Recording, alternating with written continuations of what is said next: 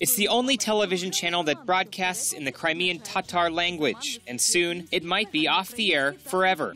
ATR, which broadcasts from Simferopol, could be shut down by the Russian authorities controlling the Crimean Peninsula. Its temporary license expires on April 1st, and there's no sign that Russia's broadcast regulator will renew it. The Crimean Tatar channel is one of the last independent voices on the peninsula, following Russia's annexation last year. Ibrahim Umerov, a spokesman for the Crimean Tatars in Kyiv, worked for several years for Crimean media outlets, including ATR. He stopped by the Ukraine Today newsroom to explain why the channel is so important for the Crimean Tatar community and for the right to independent media. ATR is not oppositional TV channel, but it is not under control of these authorities. And the operation against it is the proof of crime of Russian Federation, because they are not tolerant to any other opinion, to any other things in media in Crimea and at Russia at all. They all should say only that authorities want to hear. Umerov said the Russian authorities who seized the peninsula have cracked down on freedom of speech. If you will look to Russian laws, you will see that there is no freedom of speech, and also all these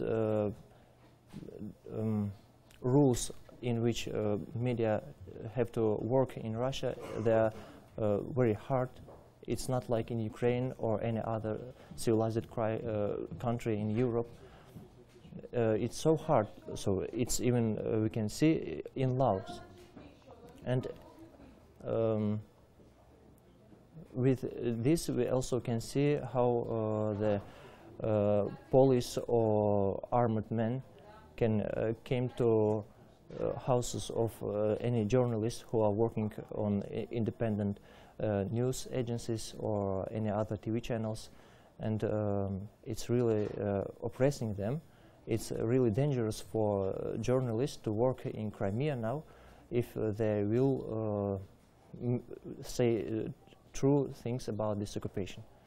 Umerov said ATR is more than just a news channel. It's an important part of Crimean Tatar culture, showing documentaries and Crimean Tatar films, as well as other specialty programs.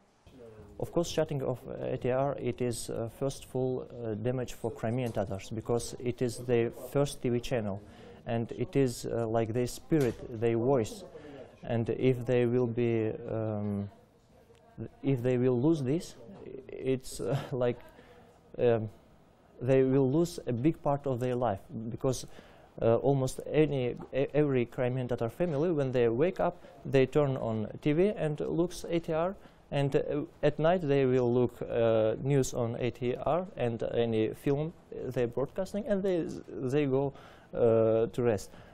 So all whole days they live with ATR. They speak with ATR. They take information about what happens in Crimea and what was in Crimea years ago, about this history, their culture, everything they know from ATR. Now they will lose this, and of course it will show the real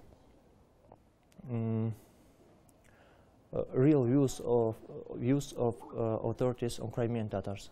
It is their policy against us. ATR has applied for a broadcast license under Russian law, but authorities have rejected their attempts, citing murky administrative rules. Umerov and ATR journalists see it another way. Now Crimean Tatars are only group in Crimea, and this is indigenous people of Crimea who are standing against occupation. So it's a big problem for them, and if they will get ATR, it will be a big deal for them, but no one believes that it really can be happened. Crimean Tatars, who make up about 10% of the peninsula's population, have faced harassment under Russian occupation. Properties have been seized, and activists have disappeared under mysterious circumstances.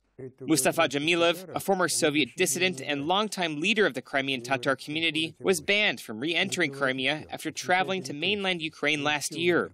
Human rights groups, including Freedom House, have called the situation alarming.